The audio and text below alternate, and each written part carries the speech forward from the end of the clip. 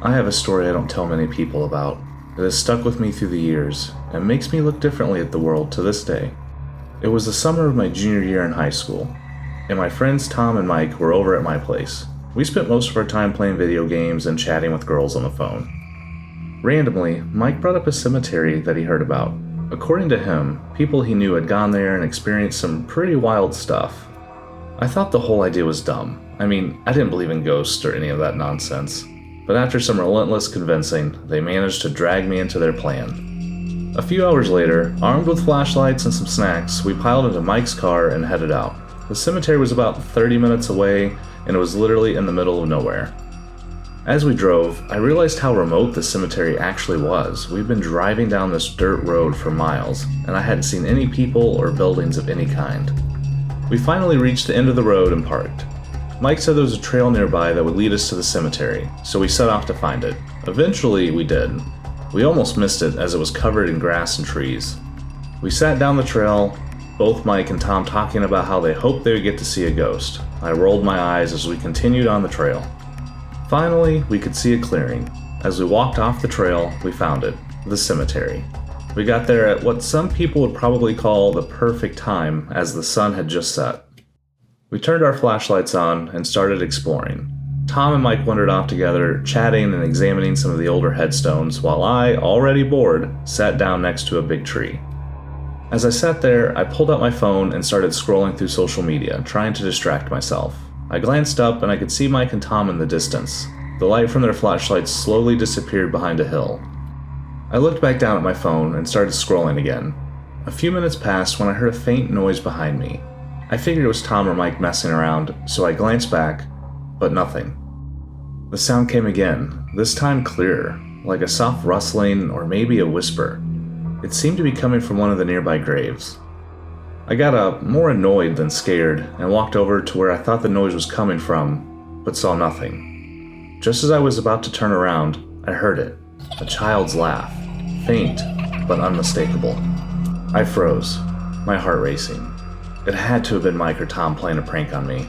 I called out to them, but no answer.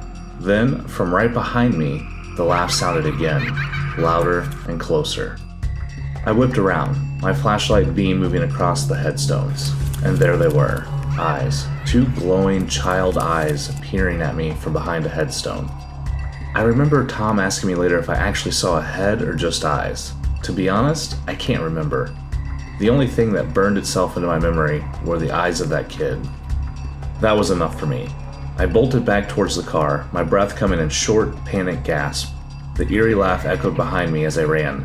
I didn't dare to look back. When I reached the car, I found Tom and Mike already inside, looking freaked out. They jumped out when they saw me and asked where I'd been. I was stunned. I had been right there in the cemetery the whole time.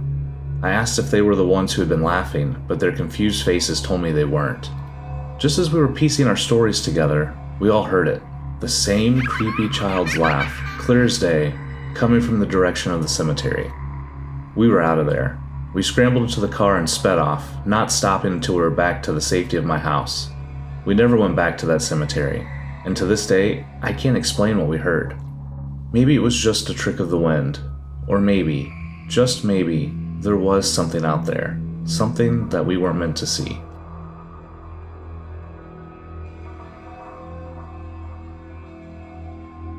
I work for a security company that takes on a variety of jobs, often at odd hours.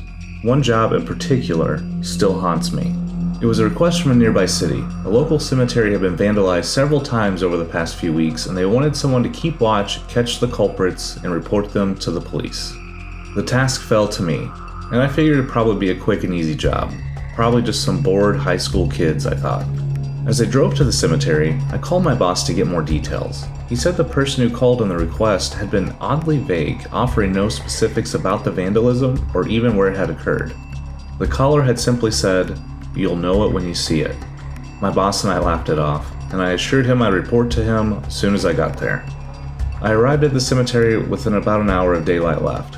Parking my car just outside the gates, I walked in, expecting to see signs of graffiti or broken headstones. But there was nothing. No damage, no littering, nothing. I found it strange, especially considering the ominous warning from the caller. Did someone clean up before I got there? I called my boss and he told me to stay put and keep an eye out for anything unusual. The sun set and the cemetery grew eerily quiet. I was patrolling near the far end when I heard faint noises, a low murmur of voices. Turning off my flashlight, I crept towards the sounds, climbing a small hill that overlooked a clearing. What I saw made my blood run cold. A group of people stood around a bonfire, chanting something I couldn't quite make out. It sounded wrong, dark even. I noticed a man emerging from the shadows, pushing a wheelbarrow towards the fire.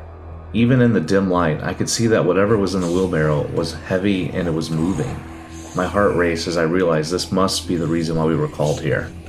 There was no way I could handle this alone. It looked like some kind of ritual, possibly a demonic cult. I knew I needed evidence for the police, so I pulled out my phone to snap a picture. That's when I made my mistake. The flash was still on. As soon as I took the photo, the bright light lit up the area. The group turned towards me, and I dropped down, cursing under my breath. I peeked over the hill again and saw them point in my direction, but they seemed confused at what had just happened. I slowly backed away and then turned and ran, dialing 911 as I sprinted to my car. I breathlessly explained the situation to the dispatcher, who told me to wait by my car for the police. I waited until 3 police cars arrived, lights flashing. I led them back to the clearing. The fire was still burning, but the group had vanished. The wheelbarrow was still there though, and when the officers checked it, they found a sticky red substance that looked disturbingly a lot like blood. I told them everything I'd seen. They took my statement and then sent me home, promising to investigate further. To this day, I've never heard anything more about that night. No arrest, no follow-ups from the police, nothing. I often wonder what was in that wheelbarrow, and what that group was really up to. The memory still gives me nightmares, and sometimes I wake up in a cold sweat. The image of that eerie scene burned into my mind.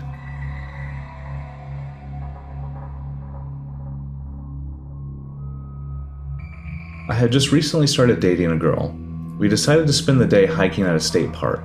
We packed enough supplies for the whole day, excited to explore the outdoors and enjoy each other's company. The day was perfect. Breathtaking views, serene surroundings, and great conversation. I checked the time and realized we only had a few hours until sunset. The day had flown by. We decided to head back to the car, not wanting to get caught in the woods after dark. However, on the way back, the trail seemed unfamiliar. Neither one of us remember passing certain landmarks, and soon we realized we might be lost. We tried to check the trail maps on our phones, but of course, there was no service. We came to a fork in the trail, and after a brief discussion, chose to go right, hoping it would lead us back to the parking lot. After several minutes of walking, we found ourselves in a large clearing. To our surprise, it was a cemetery, a rather sizable one given the remote location. My girlfriend, who had always been a curious person, wanted to look around, finding the setting oddly fascinating. I was anxious to leave, aware of the fading daylight and our uncertain location. However, since we had just started dating, I didn't want her to think I wasn't fun, so I decided it'd be okay to spend a few minutes looking around with her. As we wandered among the old headstones, my girlfriend took some pictures. We looked at some of the dates on them, and a lot of them were well over 100 years old. Just as I was about to suggest we leave, she gasped, pointing behind me. I spun around to see a man standing there. He looked to be in his late 40s, with a long beard and a strangely calm demeanor. He raised his hand and apologized for startling us. The man asked what we were doing out here, and I explained that we were just passing through on our way back to the car. He looked at both of us with a strange intensity before saying we were quite far from the parking lot and wouldn't make it back before sunset. He offered to give us a ride, warning us about shady people in the area after dark. Something about this man set off alarm bells in my head. He seemed polite enough, but there was just something in his eyes that made me uneasy. I glanced at my girlfriend, who looked equally uncomfortable. Trusting our instincts, I politely declined his offer and took my girlfriend's arm, starting to walk away. We had only gone a few steps when I heard my girlfriend scream. Whirling around, I saw the man had grabbed her arm, trying to pull her back towards him.